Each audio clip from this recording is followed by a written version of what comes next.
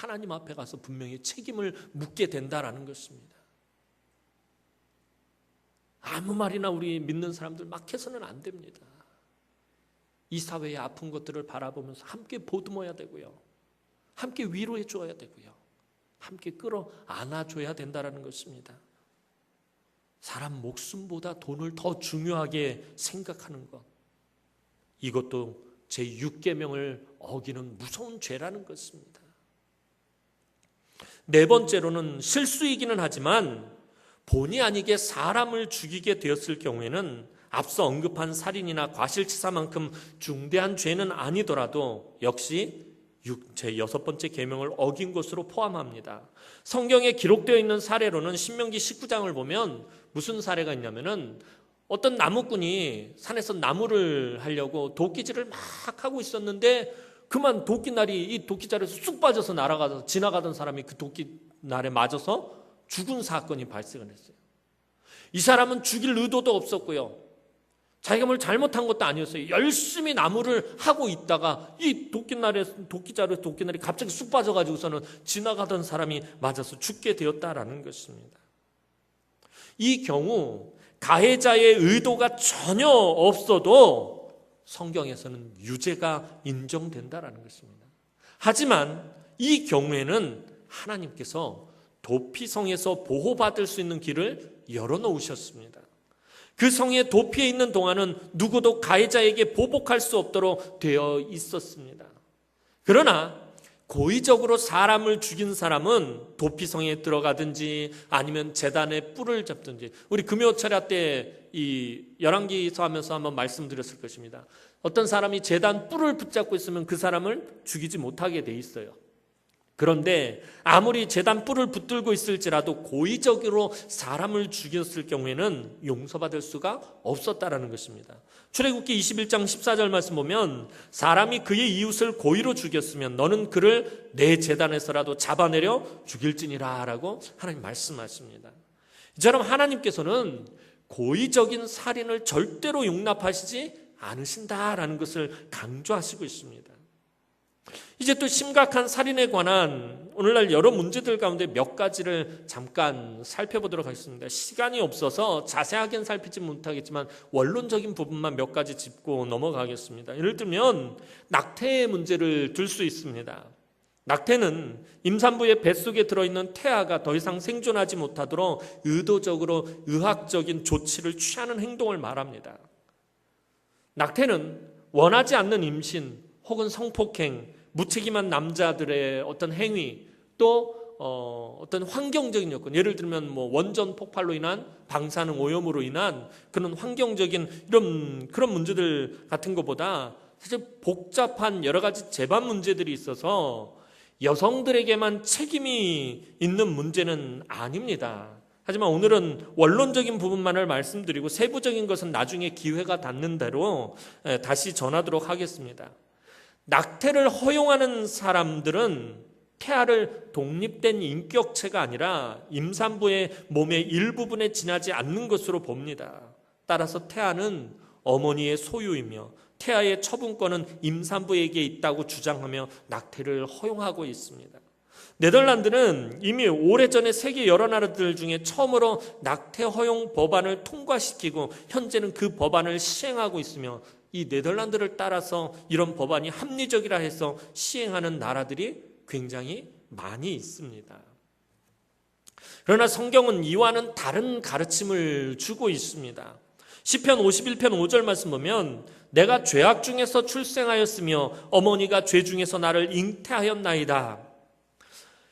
이게 다윗의 시인데 이 본문을 보면 다윗이 어머니가 자신을 잉태하기 시작한 시점에 자신의 상태를 가리켜서 나라고 표현하고 있다는 것입니다.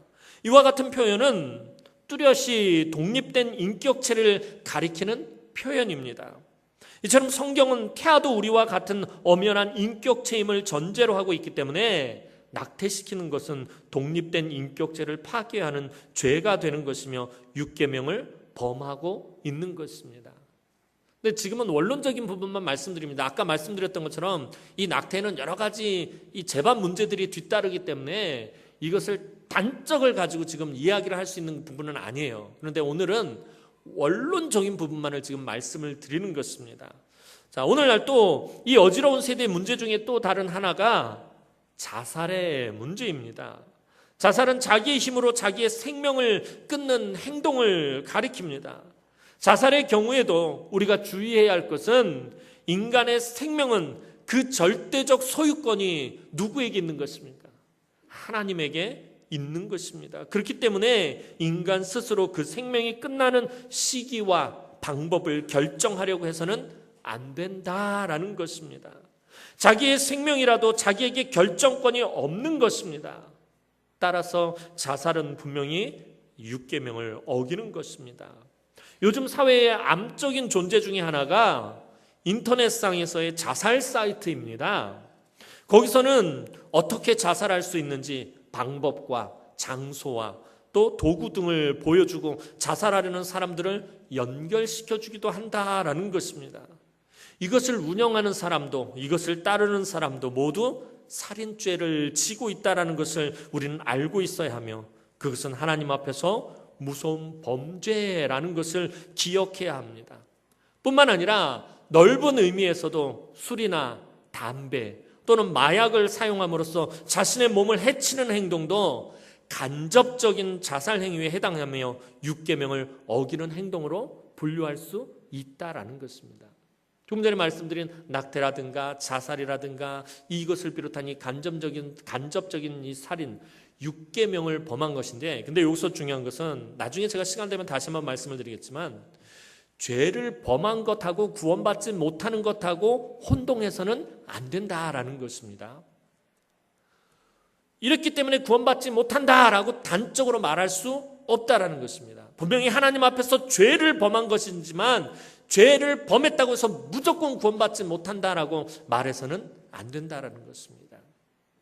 그런데 이 6계명은, 여섯 번째 계명은 예수님에게 이르러서는 더 철저하게 적용된다라는 것입니다. 원래 율법이 구약시대에 아주 철저하게 적용이 됐는데 예수님에게 이르러서는 이 여섯 번째 계명이 더 철저하게 적용된다라는 것입니다. 예수님은 직접적으로든지 간접적으로든지 사람을 죽이는 행동만이 제 여섯 번째 계명을 범한 것이 아니라 마음속으로 형제에 대하여 미워하는 마음을 품으면 그것이 이미 심적으로 살인죄를 범하는 것임을 강조하심으로써 여섯 번째 계명을 내적인 차원까지 확대해서 적용하셨다는 거예요. 우리 삶에서 우리 마음속에 있는 것에게까지 하나님, 우리 주님은 적용하셨다라는 것입니다. 또 마태복음 5장 21절에서 22절에서 예수님 아주 강하게 표현을 하십니다. 옛사람에게 말한 바 살인하지 말라, 누구든지 살인하면 심판을 받게 되리라 하였다는 것을 너희가 들었으나 나는 너희에게 이르노니 형제에게 노하는 자마다 심판을 받게 되고 형제를 대하여 라가라 하는 자는 공회에 잡혀가게 되고 미련한 놈이라 하는 자는 지옥불에 들어가게 되리라 하고 주님이 아주 강하게 말씀하셨다는 거예요. 이 라가, 형제에 대해서 라가라 하는 자 할 때 이 라가라는 말이 뭐냐면 그냥 우리나라 말로 아주 쉽게 속된 표현을 하면 야, 이 밥통아! 그러면 이 밥통 같은 놈아, 이 머저리 같은 놈아 라고 이렇게 말하는 것조차도 주님은 용납하시지 않으셨다라는 것입니다. 형제나 이웃을 미워하게 되면 그 형제나 이웃이 우리 가운데 그런 마음이 들잖아요. 누군가가 너무 미워. 그냥 저 사람만 보면 미워 죽겠어. 이런 마음이 우리 교회 성도들은 안 들 거예요. 우리 교회 성도들은 너무 착해서 이런 마음이 절대 안 들 거예요. 그런데 나가 너무 미워 죽겠어라는 이 마음이 이게 아주 심해지다 보면은 어떤 생각이 들기 시작합니까? 좀 어떻게 내 눈앞에서 없어져 버렸으면 좋겠다. 저 사람만 없으면은 내가 정말 마음이 편하겠는데 내 눈앞에 저 사람만 보이지 않으면은 정말 내가 아주 편안하게 살겠는데 이런 생각을 갖게 됩니다. 그리고 그 생각이 좀 더 발전하면 어떤 생각을 하게 됩니까? 우리 마음 가운데 심지어 죽어버렸으면 하는 생각이 들 때도 있다는 거예요. 너무 화가 나고 너무 분노할 때는 이런 생각이 우리도 모르게 들 때가 있다는 것입니다. 이런 생각은 언제든지 기회가 있으면 행동으로 나타날 가능성이 있는 것입니다. 그렇기 때문에 신문지상이나 뉴스에 끊임없이 살인 사건의 기사가 보도되는 것입니다. 사도 요한은 요한일서 3장 15절에 이렇게 말합니다. 그 형제를 미워하는 자마다 살인하는 자니 살인하는 자마다 영생이 그 속에 거하지 아니하는 것을 너희가 아는 바라. 형제를 미워하는 것을 살인하는 것으로 사도 요한은 그렇게 말하고 있습니다. 이처럼 6번째 계명의 범위는 우리가 생각하는 것보다 훨씬 더 넓다라는 것을 알고 평상시에 우리의 마음과 감정을 항상 하나님의 말씀과 하나님께 도움을 구하는 기도로 잘 제어해야 한다는 것입니다. 오늘 우리가 신앙생활 한다는 것, 우리의 믿음이 커진다는 것, 우리의 신앙이 자란다는 것이 무엇입니까? 우리의 마음을 다스릴 수 있어야 된다는 거예요. 그래서 날마다 우리의 그 마음 안에 있는 악한 생각들과 욕심들과 이기적인 것들을 다 십자가에 못 박는 늘 그러한 삶을 살아야 된다는 거예요. 그렇지 않으면 언제든지 우리 안에서 솟구쳐 오르는 이 분노와 이 미움, 욕심, 이기심을 도무지 제어할 수가 없기 때문에 이게 우리 힘으로 가능하지가 않아요. 여러분들 다 아시잖아요. 이 말씀 제가 거의 잔소리처럼 드리는데 이웃을 사랑하라는 이 하나님의 말씀, 주님의 이 말씀을 모르는 사람이 어디 있어요? 다 알아요. 사랑해야지 하는데도 미운 마음이 드는 걸 어떡하란 말입니까? 저 사람 사랑해야지. 내가 일주일 내내 열심히 기도하면서 마음의 은혜와 감동을 받았어요. 그래서 내가 이번 주 주일날 가가지고 평상시 사이가 좋지 않았던 집사님에게 먼저 손을 내밀었는데 그 집사님이 흥치 뿡 그러고 가버려. 난 그동안 참 기도하면서 마음 가운데 참 감동을 받고 그래서 어떻게 해서든지 해보려고 하는데 그럼 어떻게 됩니까? 안에 있던 갑자기 미움이 확 솟아오른다는 거예요. 미친다! 그러면서 막 화가 막 머리끝까지 올라가게 돼버린다는 것입니다. 무슨 말이에요? 내 힘으로 안 된다라는 것입니다. 우리의 마음과 우리의 감정을 내 힘으로 안 된다는 거예요. 그래서 주님께서 우리에게 뚜렷이 말하고 사도 바울이 그렇게 말하는 게 뭐예요? 성령의 충만함을 받으라는 거예요. 왜 우리가 성령 충만함을 받기 위해서 기도하는 것입니까? 내 마음대로 살려고 하고 내 감정대로 폭발하려는 내 마음을 붙잡으려고. 그건 성령 하나님만이 하실 수밖에 없기 때문에. 그래서 우리가 늘 성령의 충만함을 위해서 기도해야 됩니다. 하나님의 말씀을 늘 읽고 묵상하여야 하는 이유가 무엇입니까? 사도 바울이 날마다 말씀으로 자기를 쳐서 복종케 한 것처럼 우리가 말씀을 날마다 읽고 묵상하면서 그 말씀으로 나를 쳐서 복종케 해야 한다는 것입니다. 누누이 말씀드리는 것처럼 하나님의 말씀은 나에게 적용하는 것입니다. 다른 사람에게 적용하는 거 아닙니다. 무조건 나한테 적용해야 돼요. 다른 사람이 무슨 잘못을 하고 무슨 나쁜 짓을 해도 그 사람에게 적용하는 게 아니에요. 나한테 적용하는 거예요. 내가 아무리 교회에서 열심히 헌신하고 봉사하고 수고하고 선하게 살려고 애쓰고 노력한다 할지라도 무조건 하나님의 말씀은 1차적으로 나에게 적용하는 것입니다. 철저하게 내 삶에 적용해야 된다는 것입니다.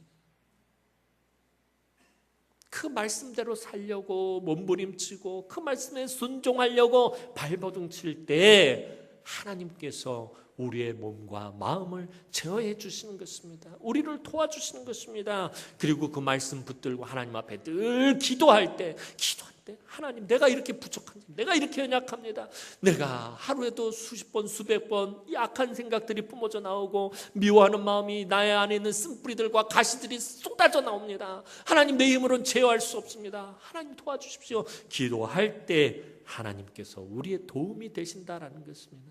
하나님의 그 인자하신 손길과 그 긍휼의 손길이 우리의 마음을 덮으실 때 하나님의 은혜의 손길이 나의 그 폭발하는 감정을 덮으실 때 그때 나의 마음이 진정되고 안정이 된다는 것입니다. 내 힘으로 할 수 없다라는 것입니다. 우리는 사람을 죽이지 말라, 살인하지 말라라는 계명이 이웃을 사랑하라라는 더 큰 계명을 실천하기 위한 아주 작은 방법에 불과한 사실을 깨달아야 됩니다. 왜 하나님은 살인하지 말라라고 말씀하셨을까요? 이 살인하지 말라라는 말은 다시 말하면 내 이웃을 사랑하라라는 말과 똑같다라는 것입니다. 사람을 죽이는 행동은 이웃을 향한 마음이 가장 냉랭하게 식었을 때, 또 인간의 마음이 가장 완악해졌을 때, 그리고 이웃을 극도로 미워하는 마음이 생겼을 때, 또 사람을 무가치하게 여겼을 때 나타나는 현상이 바로 살인인 것입니다. 그리고 이것은 이 6계명은 바로 이때를 위한 규정인 것입니다. 사람을 향한 우리의 마음이 냉랭하게 식었을 때, 사람의 생명을 무가치하게 여겼을 때, 우리 마음이 완악해졌을 때, 다른 사람을 아주 미워할 때, 그때를 위해서 주어진 계명이 살인하지 말라라는 계명입니다. 따라서 6계명을 범했느냐의 여부를 따지는 상황에 들어가기 전에, 또 마음속으로 형제를 미워하고 있는가를 따지기 전에 이웃을 사랑하는 마음으로 가득 차고 그 사랑을 실천하기에 더욱 힘쓰는 것이 더 중요하다라는 것입니다. 이런 것을 따질 때는 이미 늦은 것입니다. 그 전에 우리의 마음을 예수의 사랑으로 다스리고 날마다 구원의 기쁨과 감격을 잃지 않도록 해야 한다라는 것입니다. 사도 바울이 말한 것이 무엇입니까? 내가 예수의 심장으로 너희를 사모하노라 라고 사도 바울이 말해요. 사도 바울이 얼마나 그 사역을 하는데 어렵고 힘들었습니까? 늘 사도권에 대해서 부정을 하면서 사람들이 사도를, 이 바울을 괴롭히고요, 어디를 가든지 유대인들이 이 사도 바울이 복음을 전하지 못하도록 방해하고요, 교회마다 이 사도 바울이 개척한 교회마다 문제가 끊이지 않아서 늘 마음이 상하고 늘 속상해하고 늘 힘들어해야 했던 게 사도 바울이에요. 근데 그 사도 바울이 하는 말입니다. 내가 예수의 심장으로 너희를 사모한다. 내 마음으로 할 수 없기 때문에, 내 감정으로는 늘 속썩이고 늘 애먹이고 늘 사고치는 그 성도들을 자기의 마음으로는 사랑할 수 없으니까 무엇으로밖에? 예수의 마음으로밖에 할 수 없기 때문에 내가 예수의 심장으로 너희를 사모하노라 라고 말하고 있는 거예요. 그래서 우리가 예수의 마음을 품어야 하는 거예요.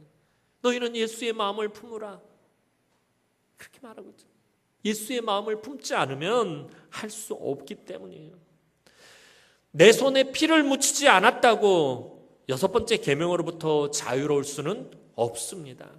우리 믿는 사람들은 한 생명의 소중함과 한 사람의 행복을 소중하게 생각해야 합니다. 국민소득이 2만 달러, 3만 달러 오르면 뭐합니까? 국민소득이 오르는 동안에 보이지 않는 곳에서 우리 젊은이들이 비정규직으로 고통을 당하고, 가난한 사람들이 상대적으로 박탈감을 당하고, 힘있는 사람들에게 갑질을 당하고, 끊임없이 목숨을 끊는 사람들이 계속해서 우리 사회에서 늘어간다면, 우리 그리스도인들의 손에 피가 묻지는 않았지만 우리는 사회 구조적으로 살인을 저지르고 있으며 그것을 방치하고 있는 것입니다. 그래서 교회가 구제와 사회적인 봉사를 더욱 넓혀가야 하는 것입니다. 교회가 가난한 사람들을 돌아봐야 하는 것입니다. 가난은 나라도 구제하지 못한다는 옛말이 있는데 아닙니다. 교회가 가난한 사람들을 돌아봐야 돼요. 그래서 구제에 더욱더 힘을 실어야 돼요. 주변을 돌아봐야 돼요. 어려움을 당하고 아픔을 당하고 상처를 당한 사람들을 살펴봐야 된다는 거예요. 이게 교회가 해야 할 일들입니다. 이것을 하지 않으니까 교회가 자꾸 망하게 되는 것이요. 이 주변에 선한 영향력을 끼쳐야 되는데 그러지 못하고 있다는 것입니다. 또 복음을 전하는 일에 더욱 힘을 실어야 한다는 것입니다. 사랑하는 성도 여러분, 살인은 인간 안에 나타난 하나님의 형상을 손상시키는 것이고 성령이 거하시는 전을 파괴하는 행위이며 하나님의 소유물을 인간 마음대로 탈취하는 행위이기 때문에 반드시 금지되어야 합니다. 기독교에서는 고의적인 살인, 충동적인 살인, 과실치사가 금지되고 비과실치사라 하더라도 죄로부터 자유로울 수는 없습니다. 태아도 인간이기 때문에 낙태는 안 되고요. 인간의 생명을 자유로 끊는 안락사와 자살도 사실 허용하지 않고 안전수칙을 준수를 소홀히 함으로써 야기되는 간접살인도 죄로 판단합니다. 남이야 어찌되었든지 나만 잘 먹고 나만 잘 되고 내 자식만 성공하면 된다는 이기적인 생각도 6번째 계명을 어기는 것입니다.